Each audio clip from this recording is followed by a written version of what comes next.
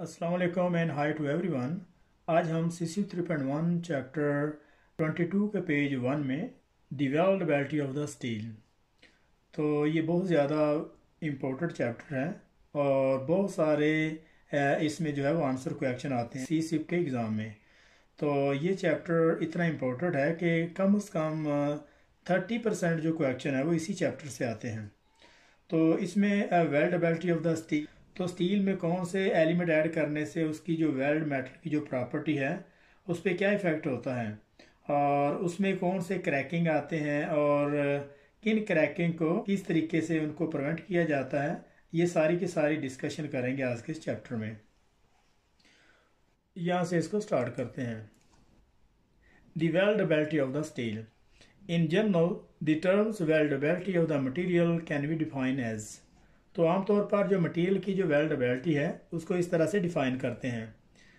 The ability of the material to be welded by the most of the common welding process। तो जो material की जो weldability है, अगर मुख्तलिफ वेल्डिंग प्रोसेस से अगर वो आसानी से वेल्ड हो जाता है तो उसको कंसीडर ये किया जाता है कि वेल्ड मेटल की जो प्रॉपर्टी है वो उसकी वेल्डेबिलिटी जो अच्छी है। And retain the property for which it has been designed। And retain the properties for which it has been designed। यहाँ तक इसको देखते हैं। और जिस मकसद के लिए मटेरियल को डिज़ाइन किया गया है क्या वो प्रॉपर्टी उस मटेरियल में मौजूद है। तो टोटली इसका जो इस पैरे का जो मतलब ये बनता है कि मटेरियल की जो वेल्डेबिलिटी है, अगर वो मुख्तलिफ वेल्डिंग प्रोसेस से बड़ी आसानी से अगर वो वेल्ड हो जाता है, क्योंकि मुख्तलिफ तरह के जो वेल्डिंग प्रोसेस हैं उनके रूल रेगुलेशन और उनका जो मेथड है वो डिफरेंट है, और अगर उन्हीं प्रोसेस से वो आसानी से वेल्ड हो जाता है तो मटेरियल की जो वेल्डेबिलिटी है वो अच्छी कंसीडर की जाती है। और इसके अलावा जो मटेरियल जिस मकसद के लिए उसको डिज़ाइन किया गया है कि उसमें वो प्रॉपर्टी उसमें मौजूद है। तो नेक्स्ट अभी हम इसको देखते हैं। The weldability of the steel can involve many factor depending on the type of the steel. तो स्टील की जो वेल्डेबिलिटी है उसमें बहुत सारे फैक्टर इन्वॉल्व हैं और ये डिपेंड करता है कि स्टील की टाइप क्या है, स्टील कौन सी टाइप की है और कौन सा वेल्डिंग प्रोसेस वहाँ पे इस्तेमाल हो रहा है, और स्टील की जो मैकेनिकल प्रॉपर्टी है हमें कौन सी रिक्वायर है, और ये इस चीज़ पे डिपेंड करता है कि मटेरियल की वेल्डेबिलिटी क्या है। यहाँ से इसको देखते हैं।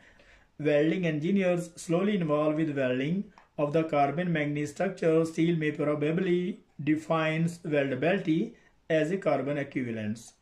और जो वेल्डिंग इंजीनियर है ये सारे का सारा इस चीज़ पे रिलाई करता है कि जो कार्बन मैंगनीज स्टील स्ट्रक्चर का जो वेल्डेबिलिटी है वो सारी की सारी कार्बन एक्विवेलेंट पे जो है वो रिलाई करता है। However this is a narrow application of this terms. ताहम ये टर्म्स इतनी करेक्ट नहीं है क्योंकि कार्बन एक्विवेलेंट के अलावा भी बहुत सारे एलिमेंट ऐसे हैं जिसका वेल्डेबिलिटी पे बहुत ज़्यादा इफेक्ट होता है। कार्बन एक्विवेलेंट की जो वैल्यू है ये बहुत ज़्यादा इंपॉर्टेंट है, लेकिन इसका मकसद ये नहीं है कि सारे का सारा जो कार्बन की जो वैल्यू है उसी पे कार्बन मैंगनीज स्टील स्ट्रक्चर का जो स्ट्रक्चर है उस पर डिपेंड करता है। और कार्बन एक्विवेलेंट वैल्यू के अलावा भी बहुत सारे फैक्टर हैं जिसका जो है वेल्डेबिलिटी भी बहुत ज़्यादा इफेक्ट है। यहाँ से इसको देख। Poor weldability general result in the occurrence of the some type of the cracking problem. यहाँ तक इसको देखते हैं। तो जिस मटेरियल की जो वेल्डेबिलिटी अगर वो पोर है तो उसमें डेफिनेटली कुछ क्रैकिंग वगैरह आ सकते हैं।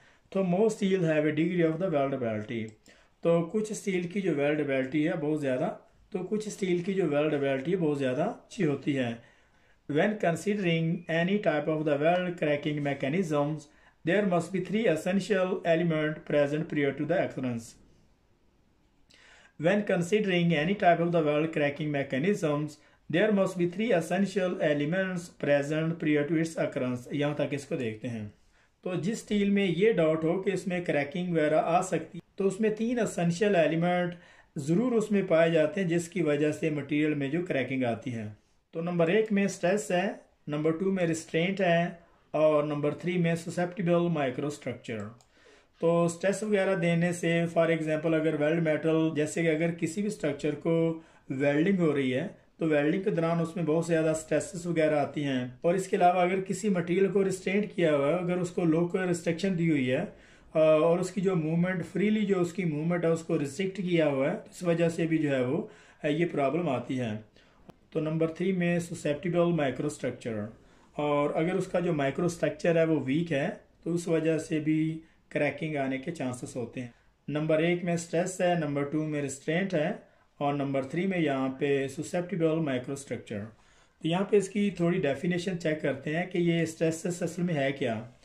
तो नंबर 1 में residual stresses is always present in the elements तो लोकल एक्सपेंशन एंड कॉन्ट्रैक्शन। यहाँ तक इसको देखते हैं। वेल्डमेंट में हमेशा से जो रेसिडुअल स्ट्रेसेस उसमें मौजूद रहती है और उसकी वजह ये होती है कि जब वेल्डिंग प्रोसेस की वजह से वेल्डिंग प्रोसेस के हीट की वजह से उसमें एक्सपेंशन और कंट्रैक्शन होती है। जैसे कि वेल्ड मेटल जब सुकड़ता है और जब वो हीट की वजह से फैलता है, ठंडा होने की वजह से जब वो सुकड़ता है उसमें कंट्रैक्शन आती है और जब वो हीट होता है तो उसमें एक्सपेंशन आती है जब वो मेटल फैलता है।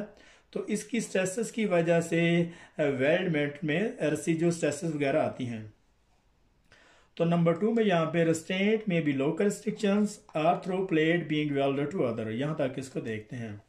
और जिस स्ट्रक्चर को हम वेल्ड वगैरह कर रहे हैं अगर उसको लोकल रिस्ट्रिक्शन है, मतलब अगर उसमें कोई चैन ब्लॉक ने होल्ड किया हुआ है या जिग्स क्लैम वगैरह से अगर उसकी लोकल रिस्ट्रिक्शन है, उसकी जो लोकल फ्रीली मूवमेंट है उसको अगर रिस्ट्रिक्ट किया हुआ है तो उस वजह से जो है वो क्रैकिंग आने के चांसेस हो सकते हैं। Ortho plate being welded to other. और इसके अलावा जिस प्लेट जिस पाइप वगैरह को अगर हम वेल्ड कर रहे हैं तो उसको किसी दूसरी प्लेट के साथ अगर वेल्ड किया हुआ है, फॉर एग्जांपल उसकी जो डिस्टोर्शन वगैरह को कंट्रोल करने के लिए उसके साथ वेल्ड कर दिया है ताकि इसको जो है वो डिस्टोर्शन से बचाया जा सके, तो उस वजह से भी जो है वो उसमें क्रैकिंग आने के चांसेस होते हैं। क्योंकि बहुत सारी जो रेसिडुअल स्ट्रेस उसमें रह जाती हैं, उसकी डिस्टोर्शन तो कंट्रोल हो जाती है लेकिन उसमें रेसिडुअल स्ट्रेसेस वगैरह वेल्डमेंट में रह जाती हैं तो उस वजह से क्रैकिंग आने के चांसेस होते हैं। तो नंबर 3 में यहाँ पे the microstructures is often made susceptible to cracking by the process of the welding. The microstructure is often made susceptible to cracking by the process of the welding. तो जो माइक्रोस्ट्रक्चर है और माइक्रोस्ट्रक्चर के जो small जो grain है, जिस grain से मिलकर बड़े ग्रेन बनते हैं और उन ग्रेन से जो मटेरियल की जो शेप है वो बनती है, जब वो ससेप्टिबल होते हैं, जब वो वीक होते हैं और उस वजह से भी जब वेल्डिंग का प्रोसेस पे किया जाता है तो उसमें क्रैकिंग आने के चांसेस हो सकते हैं। तो यहाँ पे क्वेश्चन ये बनता है कि जिस मटेरियल में क्रैकिंग वगैरह आती है तो उसमें कितने एलिमेंट पाए जाते हैं, उसमें स्ट्रेस है, रेस्ट्रेंट है या फिर उसका मटेरियल का अपना जो ससेप्टिबल माइक्रोस्ट्रक्चर है अगर वही वीक है तो इस वजह से क्रैकिंग आने के चांसेस होते हैं। उसमें स्ट्रेस दी गई है या फॉर एग्जांपल वेल्डिंग की हीट की वजह से या फिर इसके अलावा चैन ब्लॉक है या फिर उसमें जिग्स क्लैम वगैरह से अगर उसको होल्ड किया हुआ है ताकि उसको डिस्टोर्शन से बचाया जा सके, तो इस वजह से उसमें क्रैकिंग आने के चांसेस होते हैं। क्योंकि बहुत सारी रेसिडुअल स्ट्रेसेस उसमें रह जाती हैं और वो मेटल डिस्टोर्शन से बच जाता है, लेकिन रेसिडुअल स्ट्रेसेस की वजह से उसमें मौजूद रहने की वजह से उसमें क्रैकिंग आने के चांसेस होते हैं। और इसके अलावा जिस माइक्रोस्ट्रक्चर का जो खुद ग्रेन ही कमज़ोर है तो वेल्डिंग प्रोसेस और थर्मल हीट की वजह से उसमें क्रैकिंग आने के चांसेस होते हैं। यहाँ से इसको देखते हैं। The type of the cracking mechanism, the types of the cracking mechanism prevalent in steel in which the CCU 3.1 welding inspector should have some knowledge are। यहाँ तक इसको देखते हैं।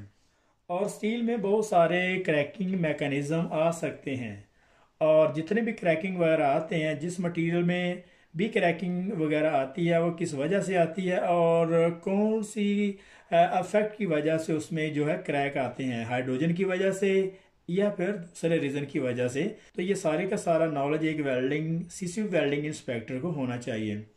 Should have some knowledge are, तो ये कुछ नीचे दिए हुए जो क्रैकिंग मैकेनिज्म है उनको देखने की जरूरत हो। Hydrogen induced HAZ cracking, hydrogen induced HAZ cracking carbon manganese steels. यहाँ तक इसको देखते हैं।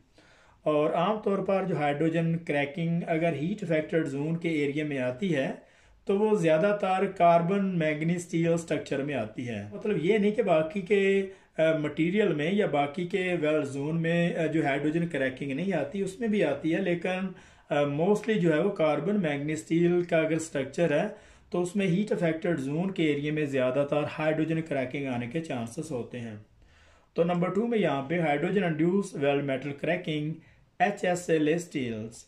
तो अगर किसी भी वेल्ड मेटल में अगर क्रैकिंग वगैरह आती है, जैसा कि हाई स्ट्रेंथ लो अलाई स्टील है, और अगर इसके वेल्ड मेटल के एरिया में अगर हाइड्रोजन क्रैकिंग वगैरह आती है, तो ये कंसीडर किया जाता है कि आमतौर पर ये कंसीडर किया जाता है कि जो अलाई टाइप स्टील है जिसमें कार्बन वगैरह की मकदार ज़्यादा है, तो इस तरह के जो स्टील है उसमें ज़्यादातर वेल्ड मेटल में क्रैकिंग आने के, हाइड्रोजन वेल्ड मेटल क्रैकिंग आने के चांसेस होते हैं। तो नंबर 3 में यहाँ पे सोल्डिफिकेशन क्रैकिंग है, और ये सोल्डिफिकेशन क्रैकिंग तकरीबन सारी की सारी स्टील में आती है। और ये सोल्डिफिकेशन क्रैकिंग आती किस वजह से है? सोल्डिफिकेशन क्रैकिंग हमेशा जो है वो जब हम हाई डेंसिटी करंटिंग वेल्डिंग प्रोसेस इस्तेमाल करते हैं और हाई वेल्ड मेटल डिपोजिशन वहाँ पे जो है वो प्रोड्यूस होती है, तो इस वजह से सोल्डिफिकेशन क्रैकिंग आती है। जैसे कि सबमर्ज आर्क वेल्डिंग प्रोसेस है, और इसके अलावा मिग मैग वेल्डिंग प्रोसेस है, या flux core arc welding process वगैरह। तो उसमें अगर हाई डेप्थ विद रेशो की वजह से जो है वो ज़्यादातर इसके सोल्डिफिकेशन क्रैकिंग आने के चांसेस होते हैं। तो नंबर 4 में यहाँ पे लैमिलर टीयरिंग है, और लैमिलर टीयरिंग भी तकरीबन सारी की सारी स्टील में आती है। तो लैमिलर टीयरिंग ज़्यादातर जो है वो हीट अफेक्टेड जोन के एरिया में आती है, और ये हॉरिजॉन्टल पोजीशन में इसके आने के चांसेस होते हैं। बहुत सारे रीज़न हैं, और ये आने वाले पेजेस में हम इस पे जो है वो तफसीलन से डिस्कस करेंगे। तो नंबर 5 में यहाँ पे इंटर क्रिस्टलाइन करोजन है, और 5 में इंटर क्रिस्टलाइन करोजन है, और ये स्टेनलेस स्टील में आती है।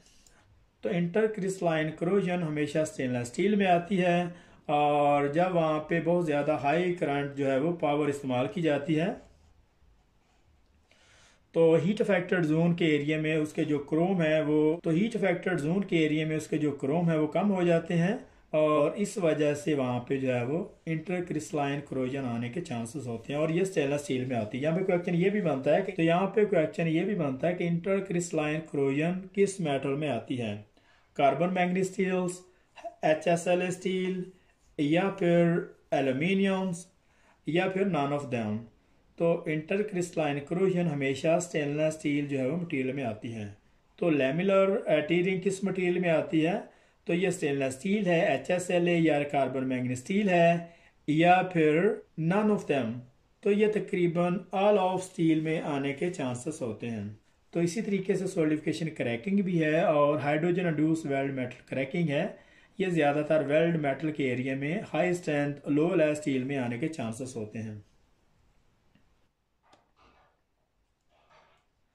तो यहाँ पे हमारा 22.1 पेज यहाँ पे ख़त्म हो रहा है। तो मिलते हैं नेक्स्ट पेज में, तब तक के लिए अल्लाह हाफिज़।